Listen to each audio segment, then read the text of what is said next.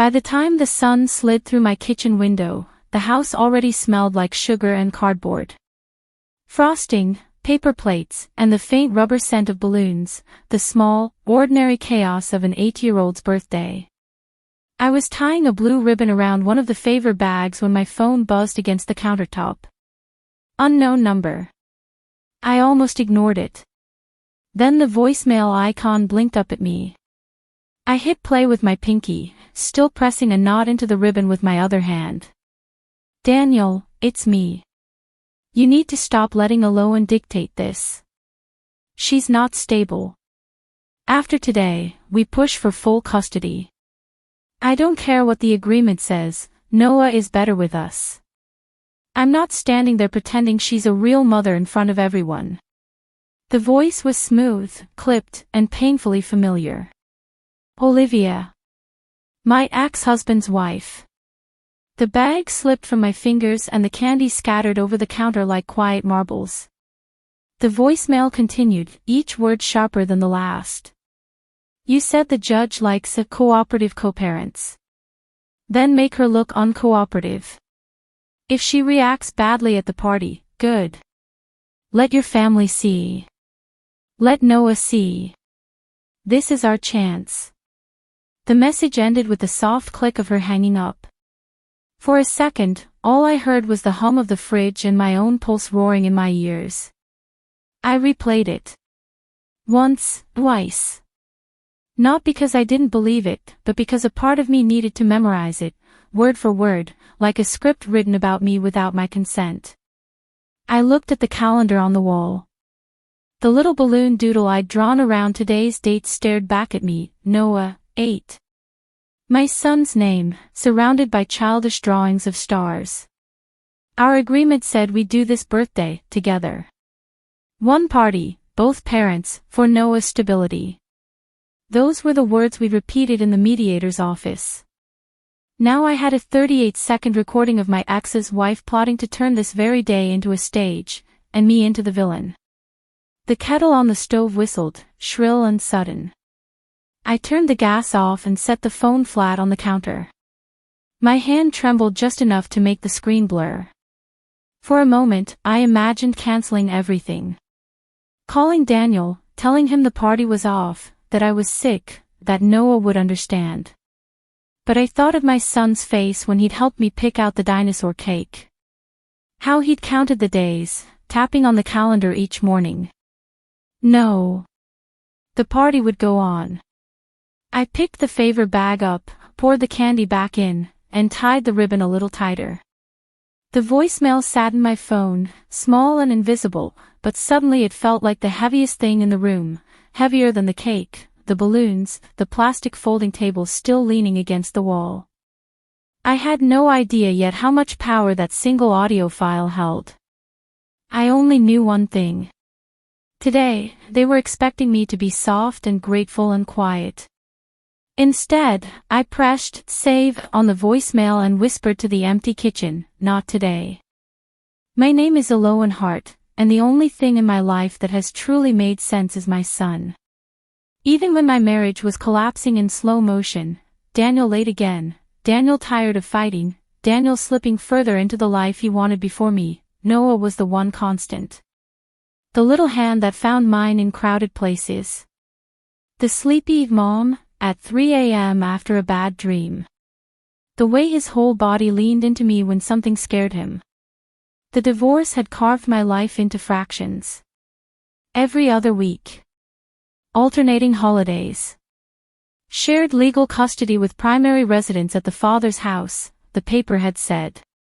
Daniel's stable income and big family home had weighed heavily on the scales. My new 2-bedroom apartment and patchwork freelance work had not. You're still his mother, my lawyer had told me gently, sliding the custody agreement across the table. This doesn't change that. But paper has a way of making you feel small. Especially when it's signed by a judge in black ink and filed away in a cabinet you'll never see. I learned to live inside the fractions. The weeks when Noah was with me were filled with routines I clung to. Pancake Tuesdays, library Thursdays, movie Fridays on the couch with popcorn and a big mixing bowl. On the weeks he was with Daniel and Olivia, I filled the silence with work, laundry, and the kind of tired that doesn't go away with sleep. On more than one occasion, I'd overheard small comments that scraped at me. Noah saying, "Olivia says your building's in a bad neighborhood," or "Dad says you work too much." Little pieces of someone else's narrative lodged inside my son. I'd swallow them, smile, and say, people can have different opinions. What matters is that you're safe and loved here, okay? Then I'd watch his face carefully, searching for signs. Was he pulling away, inch by inch, without even realizing? That was the real fear, not that Daniel would win some legal battle one day, but that they would slowly rewrite his understanding of me. Of us. That Mom would become the other house. That my place in his life could be edited out like a scene in a movie. When I heard Olivia's voicemail, the fear became something else. Tangible. Named. If she reacts badly at the party, good. Let your family see. Let Noah see. This is our chance. Their chance was my nightmare. I could picture it so clearly, me snapping after some cutting remark, Daniel's family looking on with tight-lipped disapproval, Noah watching his mother unravel in a room full of people. A story that could be twisted later, see. She's unstable. She can't handle shared events. The stakes weren't just legal. They were emotional, spiritual.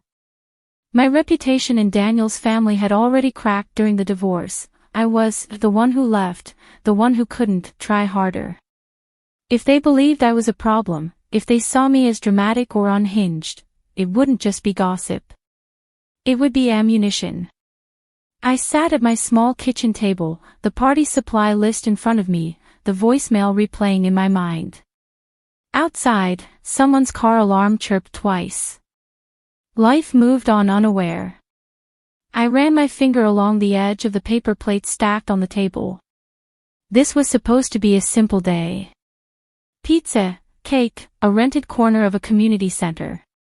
Kids screaming with laughter, parents making small talk over bad coffee.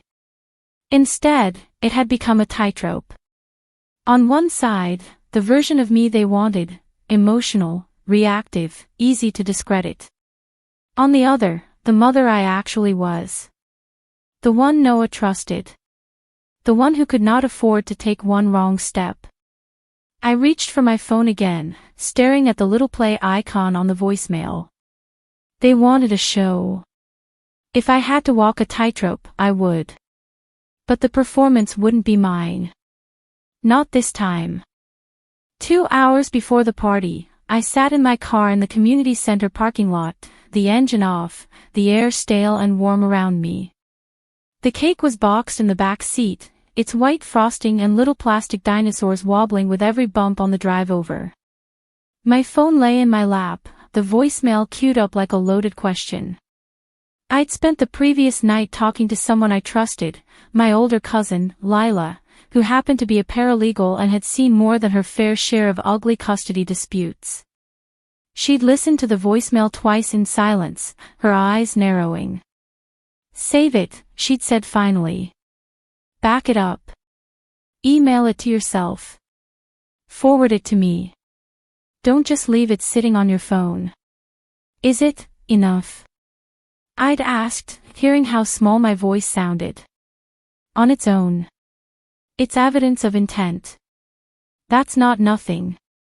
She tapped her fingernail against my screen. "She's talking about provoking you at a shared event to paint you as unstable and using that to push for full custody. Judges do not like that. It won't magically flip custody overnight, but it changes the conversation. And today?" I whispered. "What do I do today?" Lila had looked at me for a long moment. "You can't let them bait you. That's what she's planning. If you walk into that room already braced to defend yourself, they win. Stay calm. Document everything you can. If they cross a line, you have choices. Legal choices," I said. "And personal ones," she replied. You don't have to keep voluntarily walking into situations where they treat you like a guest at your own child's life. Now, alone in the car, I scrolled through my messages. The voicemail was backed up, just like she'd said, in my email, saved to a cloud folder with a boring name, even forwarded to Lila's private account. A quiet little paper trail in digital form. This wasn't just a hurtful comment anymore. It was physical proof. A recording of who they were when they thought I wasn't listening. I thought about playing it right away. Marching into the community center, pulling Daniel aside, pressing play and watching his face. But I knew him. He'd go defensive. He'd look for a way to rearrange the story, make it about my paranoia or overreaction. He was better with an audience. So was Olivia. That was when the idea came to me. Not out of spite, exactly, but from something steadier, colder. They wanted the party to be a stage. Fine. I'd let them step into the spotlight first. I imagined it clearly, Olivia with her practiced, polished voice, giving some speech as if she were the one who had carried Noah, who had held his feverish body at 2 a.m. Then, when everyone was warm and smiling, when the narrative had been laid out neatly, that's when I would shift the script. Not with yelling. Not with accusations. Just with the truth. I tucked the phone into the pocket of my dress, feeling the solid rectangle against my hip. The butterflies in my stomach migrated up into my chest, beating against my ribs. Through the windshield, I watched families milling toward the entrance. Kids in bright shirts and sneakers, adults balancing gift bags and jackets. A gust of wind sent a cluster of leaves skittering across the pavement. I closed my eyes for a second and pictured Noah's face. His crooked front teeth, the way his brown hair fell over his eyes when he was concentrating. The little dent in his chin he'd inherited from Daniel. "I'm your mom," I murmured, barely audible. "Whatever they say, whatever they do, that doesn't change." The thought steadied me. I stepped out of the car, lifted the cake box carefully, and walked toward the building. The door swung open as I reached it, and the cool air from inside washed over me, smelling faintly of cleaning solution and popcorn. The voicemail, the evidence, the proof, it all walked in with me. Quiet. Invisible. Waiting. The community center's event room was already half full when I stepped inside. Paper streamers looped from the ceiling, and someone, probably Olivia, had arranged the tables with color-coordinated cups and plates. A banner that read, "Happy Birthday, Noah," hung slightly crooked at the far wall. My son saw me first. "Mom." Noah barreled into me, nearly knocking the cake from my hands. I set it quickly on a nearby table and bent down, breathing in the scent of his shampoo as his arms locked around my neck. "Hey, birthday boy," I murmured into his hair. "You're officially 8. How does it feel?" He pulled back, grinning. "Older. Did you bring the dinosaur cake? See for yourself." I lifted the lid, revealing the tiny plastic T-Rex perched on a frosting hill. His eyes went round. Behind him, Daniel approached, hands shoved into his pockets.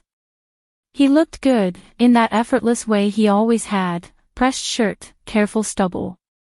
Olivia walked beside him, her expression composed, a practiced warmth in her smile. "Elowen," Daniel said, inclining his head. "Everything looks great. Thanks for bringing the cake." "Of course," I replied. My voice sounded steady, even to my own ears. "Hi, Elowen."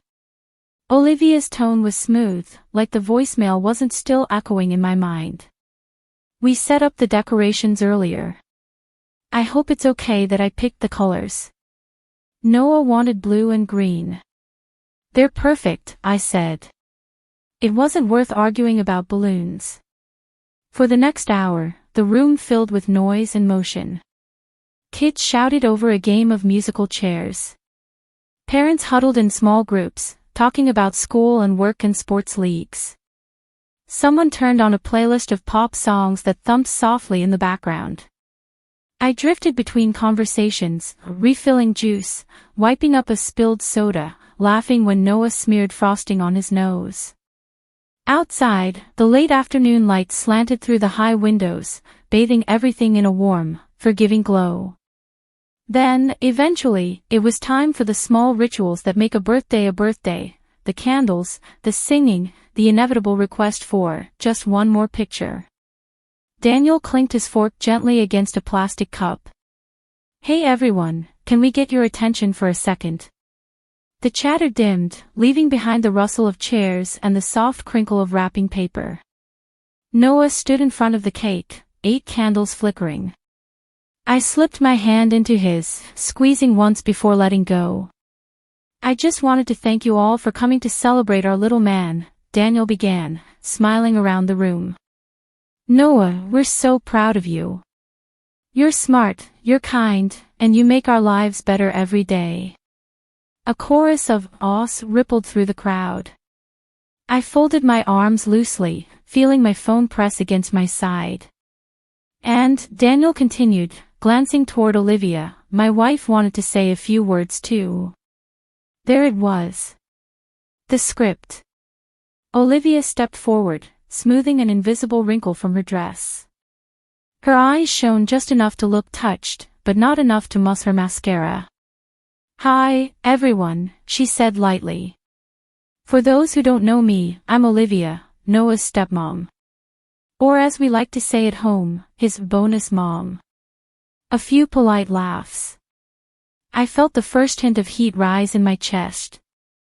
"I just want to say how grateful I am to be part of Noah's life," she continued. "Being there for homework, soccer games, and bedtime stories is such a privilege. Watching him grow has been a joy.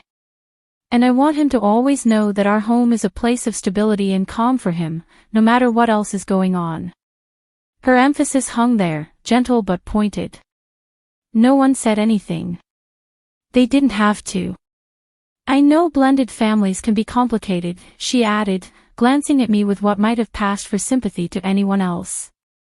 "But at the end of the day, it's about what's best for the child. And we'll always put Noah first." A beat too long. Just enough space for everyone to draw their own conclusions. I could feel the room's attention shifting like a tide, subtle and unspoken.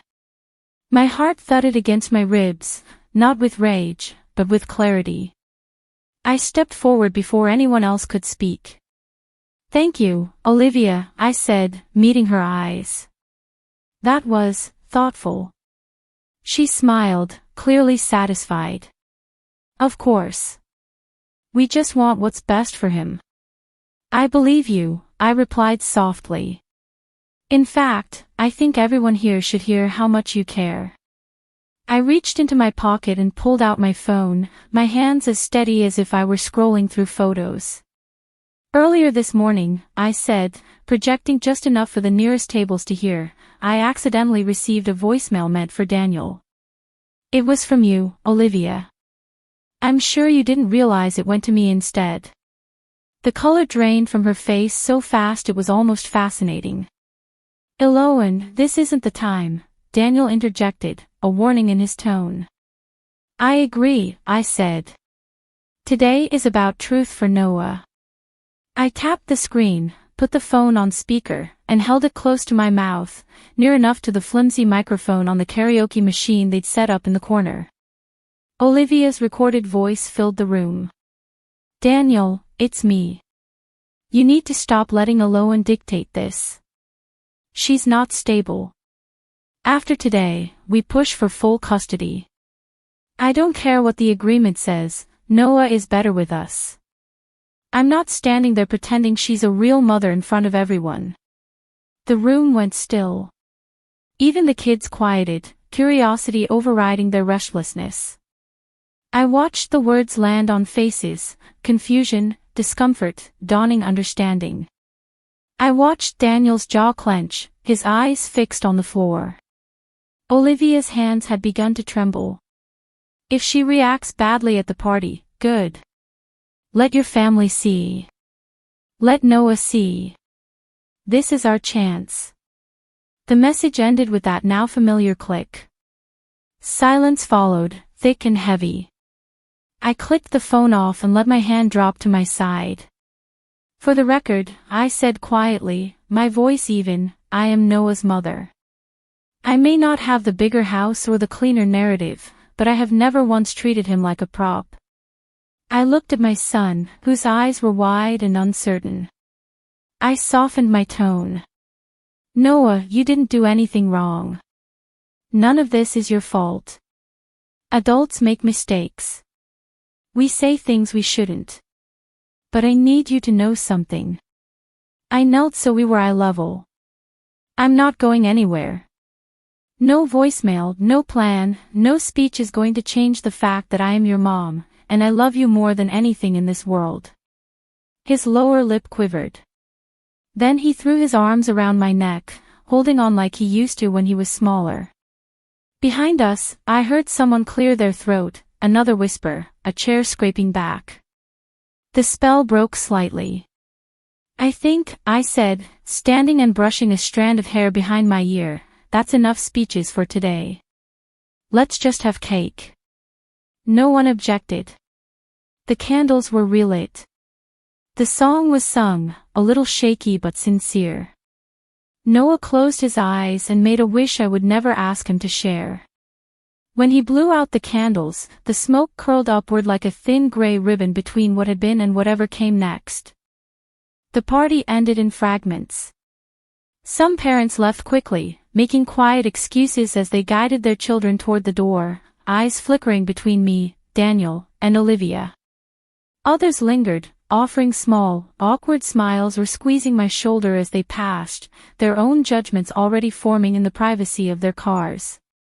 Noah went with Daniel at the end of the night, as per the schedule. My son hugged me tightly and whispered, "Are you mad at Olivia?" "I'm disappointed," I answered honestly. "But I'm not mad at you. I love you. That's the part that doesn't change, okay?" He nodded, his brow furrowed in that way I recognized all too well, trying to solve problems that were too big for him.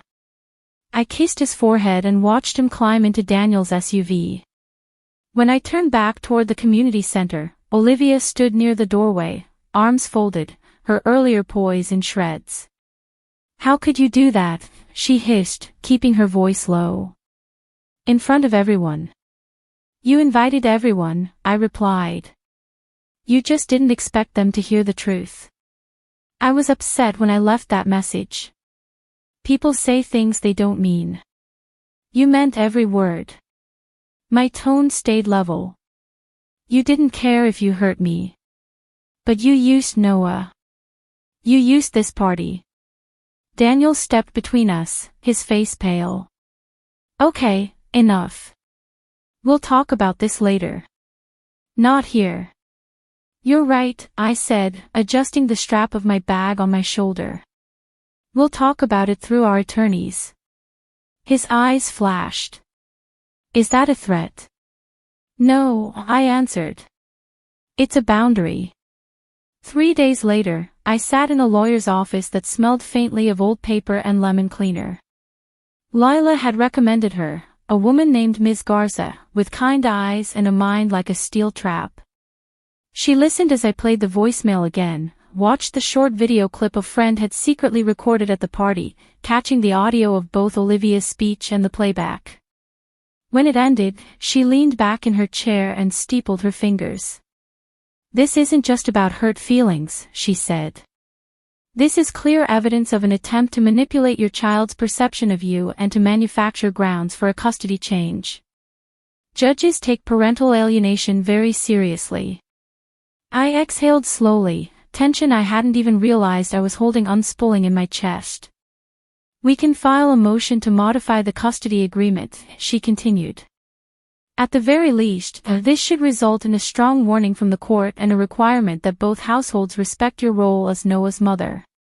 Depending on how things go, we might even see an adjustment in your parenting time. Is it worth it?" I asked quietly. Dragging Noah through more court stuff. She held my gaze. What's more harmful? A legal process aimed at protecting his relationship with you, or allowing someone to gradually erase you from his life? The question settled over me like a weighted blanket. Heavy, but grounding. We moved forward. The weeks that followed blurred together, documents, hearings, mediation sessions where Daniel avoided my eyes and Olivia spoke carefully, each word weighed and measured.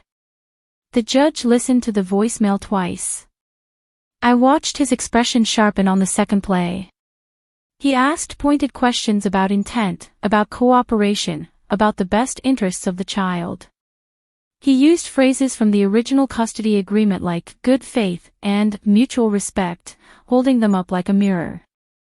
In the end, the outcome was quieter than movie justice, but real enough to change everything.